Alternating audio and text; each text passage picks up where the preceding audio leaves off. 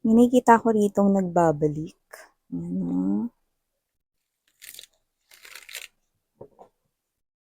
Tingnan natin kung sino yan. Naku. Ang nagbabalik ay ang dating pinagtampulan or pinagmulan ng mga rumors, gossip, chismis, or posibleng nagkaroon rito ng mga conflicts with other people around you, mga connected sa inyo. So, maaring nag-cause ng mga parang gulo or argumento itong tao na to sa'yo at sa mga tao sa paligid ninyo. Yan o. Ano ba yan, miss yan? Sa dinami-dami naman ng babalik, ba't yan pa? Aba, malay ko.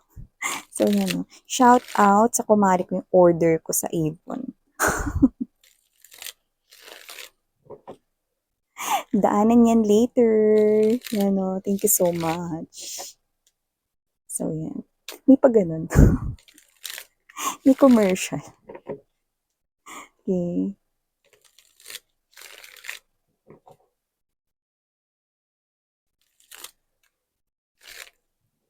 Oh.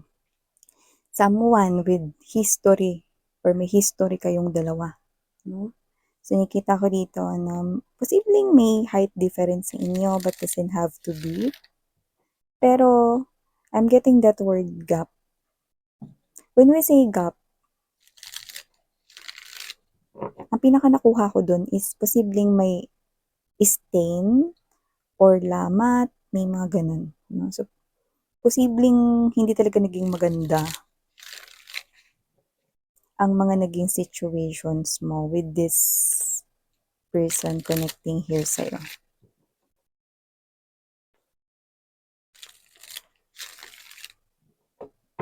Okay.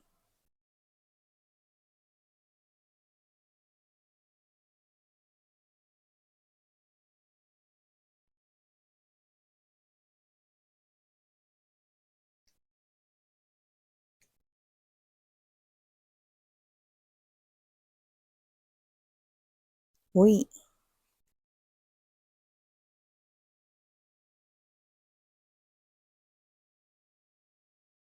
I love your reaction dito mga babes ha. So before we start talking more about this, let me just lay all the energies first sa ating table before we start na pag-usapan pa ito lalo for you guys. Yeah, you know, you know. Mm.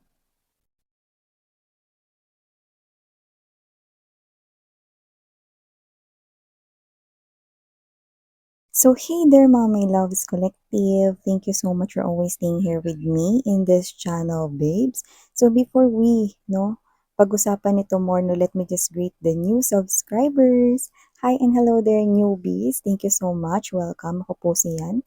At sa mga returning viewers, no, and subscribers, thank you po sa inyong walang sawang pagsuporta. Kaya kung hindi niyo pa po knows, meron pa po tayong other channel.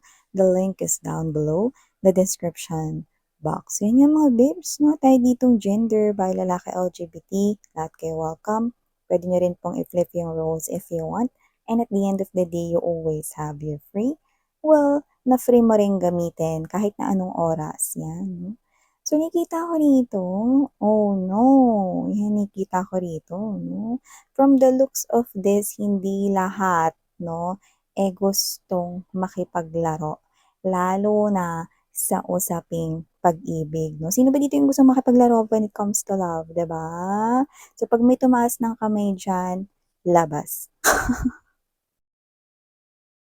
Siyempre, mas marami yung talagang gusto ng seryosohan when it comes to love, no? Kaya kung ikaw 'to, no, na maaring may naka-connect ka rito, no, at ang gusto niya is to only have fun niya yung mukha niya. Sinikita ko dito. With this Knight of Swords energy, Page of Swords right here, okay, I'm gonna say, this could be anyone here connecting sa'yo, but this is someone here na mas napipick up ko po na one of your exes Who played mind games here with you? Yan mga babes, no? Alam naman natin kakatapos lang ng Olympics, no? Kakatapos lang ba o hindi pa tapos?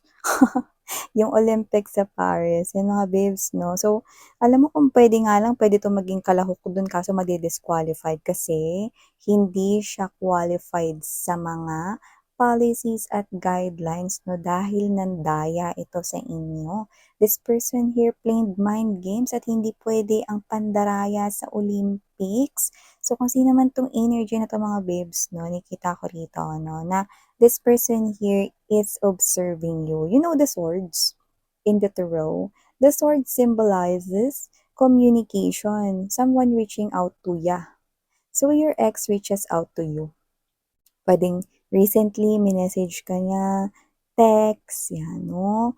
Even blank message or pwedeng chinat ka niya, mga ganyan, no? So nakita ko na nasin mo ito. At yung iba timeless to, no? Pwedeng hindi pa to nangyayari, no? Pero masisin mo. May kita mo. Pero dead makels lang. Yan. Because, wala lang.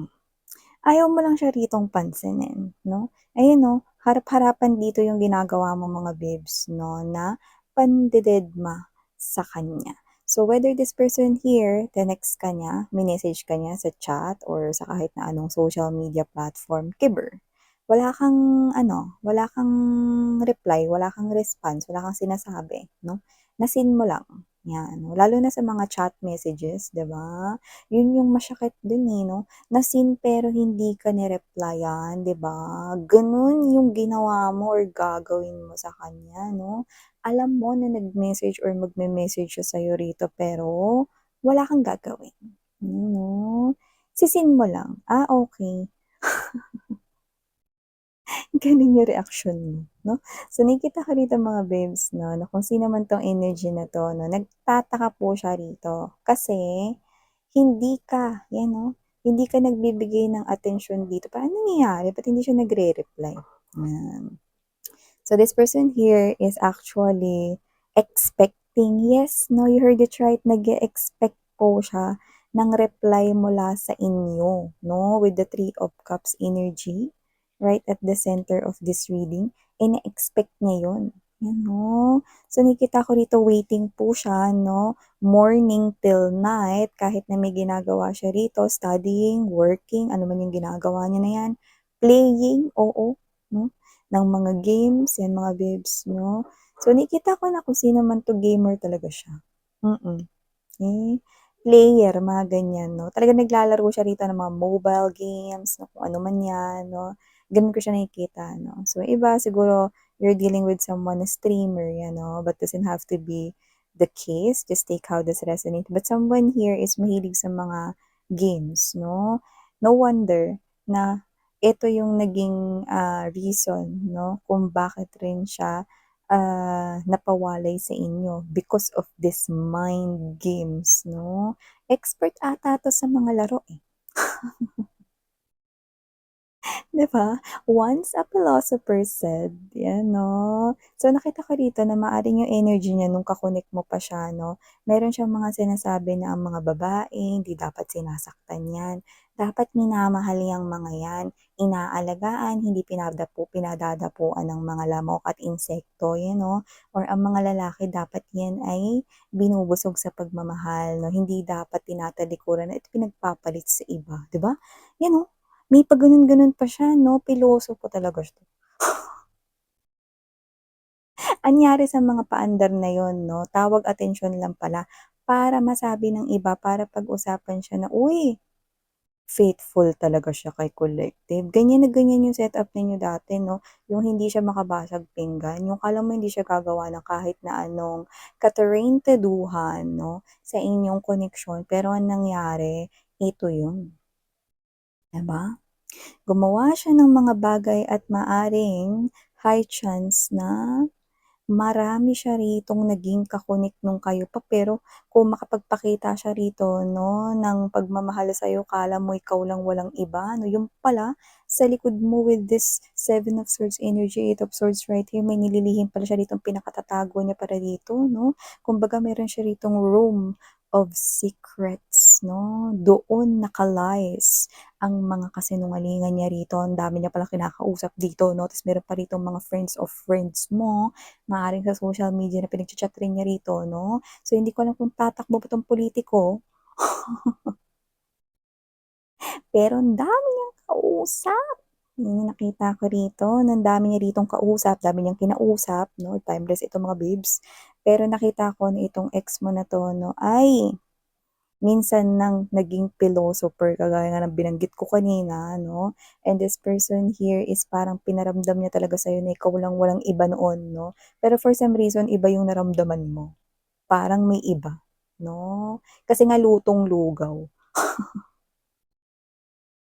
Yun yung mga nakita ko dito mga babes, 'no. So, this person here just wanna have fun, 'no. Pero ikaw mga babes, 'no, it's not funny at all, 'di ba? Hindi nakakatawa na pinaglaruan ka nitong person na 'to at ginawan ka niya ng mga kitering-teduhan before. Kaya siguro ganito naharap-harapan mo na siyang dinededma dito dahil ayaw mo lang, ayaw mo na makipag-usap sa kanya. Ayaw mo makipag-connect sa kanya at ayaw mo magkaroon ulit ng kahit na anumang koneksyon sa kanya. Kaya nakikita ko rito mga babes na itong person na 'to 'no ay waiting sa'yo hanggang ngayon sa reply mo. Kahit na-seen mo na. Yes.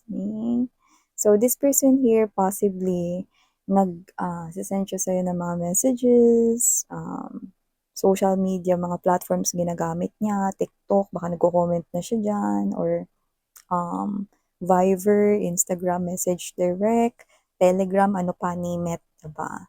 So, nakita ko rito 'no, na kung sino man 'tong energy na 'to, posible rin na sa iba, pinuntahan na kayo nito pero parang wala kang nakita. Miss yan, matik na ginost ako niyan, 'di ba? Ang mga kaluluwa ba nakikita 'no? So, hindi ko siya nakita, dumaan pala siya, miss yan. Dumaan siya sa harapan mo, kinakausap ka niya. Pero hindi mo siya pinapansin, 'yan 'no. Parang ang nangyari rito binabalik ko lang naman miss 'yan kung paano niya ako ginost, you know. Siyempre your feelings are all valid mga sweethearts 'no. Kaya kung gusto ninyong 'wag siyang pansinin, ano ba namang magagawa ko dito? Eh, yan yung gusto mong gawin, free will mo yan, 'di ba? So, I think this is you, you're maintaining here your distance, Knight of Wands energy, Page of Wands. I do see that this person here playing mind games with you at yun yung pinaka-naalala mo nung nag-chat or nag-message po siya sa inyo. Yung mga naalala mo is yung mga ginawa niya ritong hindi kaaya-aya sa'yo. Kasi alam mo, mararamdaman mo talaga yung energy ng tao kapag ka siya ay totoo sa'yo, no? Kasi ganito eh, 'di ba ine-express niya sa'yo ikaw lang walang iba, love ka niya 'no, may mga gano'n-gano'n siya before. Pero for some reason, parang sinasabi ng damdamin mo rito na parang iba, eh, parang may mali, eh, may mga gano'n 'no. So, tama ka nga dito kasi ang dami niya rito mga nilarong mga games 'no, ang dami niya ritong mga, policy at guidelines na nilabag sa inyong relationship before, 'no? So, yung in-expect niya dito na reconciliation, rekindle ng inyong connection ay maaaring isang panaginip or maging isang pangarap na lamang para sa kanya 'no.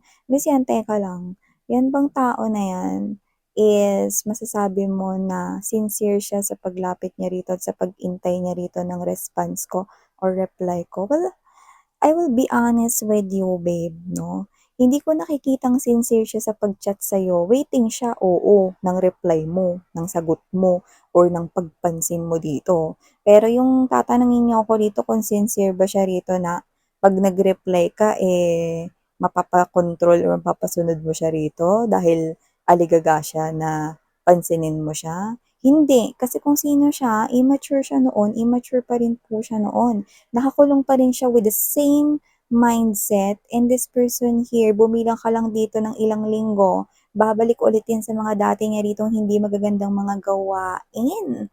At mukhang alam mo na yun kaya nga patuloy mo siyang dinided pa dito. So nakikita ko dito ng energy mo with the 8 of Cups energy, 9 of Coins. Nakita kita rito na talagang walking away ka na from this person right here, no? At bahala siya dyan kung hindi siya rito makatulog sa gabi.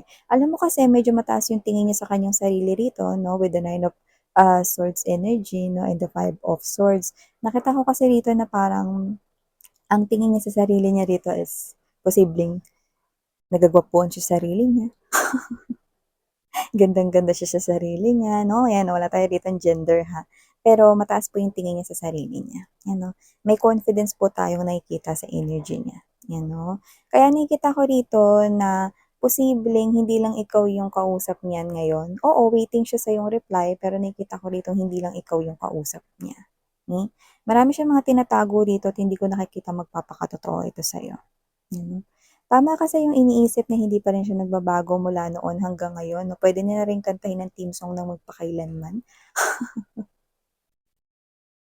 you know, dahil hindi talaga nagbabago rito ang energy niya 'no. Naku, hindi pa rin siya rito, ready to commit into a very serious connection, 'yan 'no. Kasi dito, mga babes 'no, may mga energy kasi kagaya niya na parang ang hanap lang is, um fling lang, casual fling lang, casual flirt, gano'n 'no.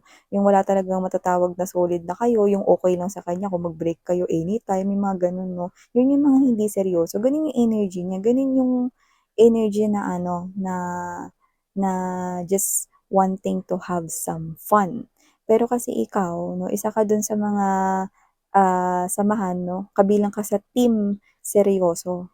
Ibig sabihin gusto mo yung relationship na hindi lang relationship, kundi isang serious commitment 'no. Ikaw kasi, ba't ako makikipagrelasyon kung hindi ko naman, papaabutin hanggang dulo, 'di ba? Or makikipagrelasyon ako kung alam ko talaga na yung person is parehas kami ng intensyon sa pakikipagrelasyon at alam namin parehas kung anong ibig sabihin ng pagmamahal sa malalim na pakahulugan, 'di ba?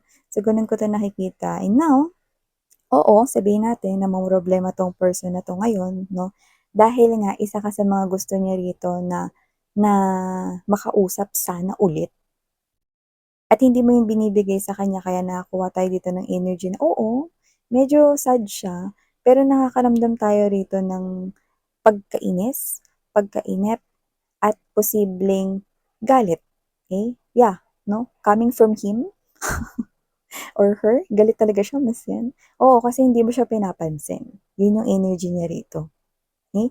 Pero hindi mo naman kailangang may gawin dun, okey. Kasi nakikita ko rito na mukhang nahanap mo na ang kapayapaan sa iyong puso, 'yan oh. Sumayin niyo ang kapayapaan, 'di ba? So yung nakikita ko dito with the Page of Wands energy, Three of Coins, Nine of Cups energy, nakita ko rito na parang you're maintaining here your distance nga. So kahit na nagpaparating siya rito sa'yo ng mga mensahe at yung iba posibleng may pagkadatingang emotional message pa yun 'no, kiber lang, wala, dedma ka lang, maintaining distance, avoiding, not replying, not responding 'no. Dun ka kasi mas nagfo-focus na dito kung may ka-connect ka, dito na lang ako sa ka-connect ko. Mas nakikita ko pa yung makakabuo kami ng solid foundation at legacy, 'yan 'no. Kung wala ka namang ka-connect 'no, ikaw ito that with the Nine of Cups energy, okey na ako dito. Okey na ako dito sa ano, sa peace of mind ko.